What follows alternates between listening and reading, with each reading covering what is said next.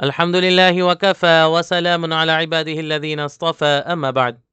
فعن عبد الله بن عمر رضي الله عنهما قال: كان رسول الله صلى الله عليه وسلم يعتكف العشر الأواخر من رمضان. رواہ البخاری۔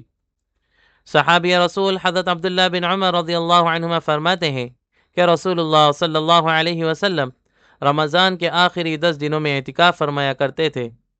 رمضان المبارک اللہ تعالیٰ کی رحمتوں، برکتوں اور مغفرت کا مہینہ ہے۔ اس مبارک مہینے میں مسلمان عبادت، تلاوت، ذکر اور دعا کے ذریعے اپنے رب کے قریب ہونے کی کوشش کرتے ہیں۔ انہی عظیم عبادتوں میں سے ایک عبادت اعتکاف ہے، جو رسول اللہ صلی اللہ علیہ وسلم کی بہت اہم اور بابرکت سنت ہے۔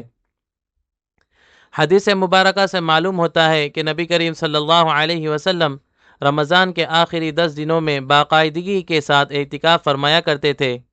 آپ صلی اللہ علیہ وسلم کا یہ معمول مبارک ہمیں اس بات کی تعلیم دیتا ہے کہ اعتکاف اللہ تعالیٰ کی رضا حاصل کرنے اور اپنے دل کو دنیا کی غفلت سے نکالنے کا ایک بہتر مؤثر طریقہ ہے۔ اعتکاف دراصل بندے اور اس کے رب کے درمیان تعلق کو مضبوط کرنے کا ایک خاص موقع ہے۔ جب انسان مسجد میں ٹھہر جاتا ہے تو وہ دنیا کی بہت سی مصروفیات اور پریشانیوں سے الگ ہو جاتا ہے۔ اس کا زیادہ وقت نماز، تلاوت قرآن، ذکر و تسبیح اور دعا میں گزرتا ہے۔ اس طرح اس کا دل آہستہ آہستہ اللہ کی طرف متوجہ ہونے لگتا ہے۔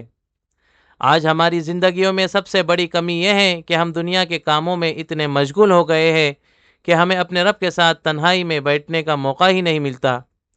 چونکہ سنت اعتکاف والے عشرے میں پہنچنے میں چند روزے باقی ہے، آنے والے آخری عشرے میں اللہ کی طرف سے ہمیں یہ موقع مل رہا ہے، ہم اسے غنیمت جانیں اور کوشش کریں اس عشرے میں اعتکاف کی نیت سے مسجد میں ٹھہر جائے۔ اعتکاف ہمیں یہ سبق دیتا ہے کہ کچھ وقت ایسا بھی ہونا چاہیے جب انسان دنیا کے شور و غل سے ہٹ کر اللہ تعالیٰ کے گھر میں بیٹھ کر اپنے رب سے تعلق کو تازہ کرے۔ جب کوئی شخص اعتکاف میں بیٹھتا ہے تو وہ اپنے اعمال پر غور کرتا ہے، اپنی کوتاہیوں کو یاد کرتا ہے اور سچے دل سے اللہ تعالیٰ سے توبہ کرتا ہے۔ مسجد کا پاکیزہ ماحول اس کے دل میں نیکی کی محبت پیدا کرتا ہے اور اسے گناہوں سے دور ہونے کی طاقت دیتا ہے۔ اسی لیے اہل علم نے لکھا ہے کہ اعتکاف دراصل دل کی اصلاح اور روح کی پاکیزگی کا ایک بہترین ذریعہ ہے۔ چند دن اللہ کے گھر میں گزارنا انسان کے ایمان کو تازہ کر دیتا ہے اور اس کے اندر عبادات کا شوق پیدا کر دیتا ہے۔ آج ہمیں بھی اس سنت کی قدر کرنی چاہیے۔ اگر اللہ تعالیٰ کسی کو اعتکاف کی توفیق دے دے تو یہ بہت بڑی سعادت ہے۔ ایسے شخص کو چاہیے کہ وہ اس وقت کو بہت قیمتی سمجھے اور اسے زیادہ سے زیادہ عبادت، تلاوت اور دعا میں گزارے۔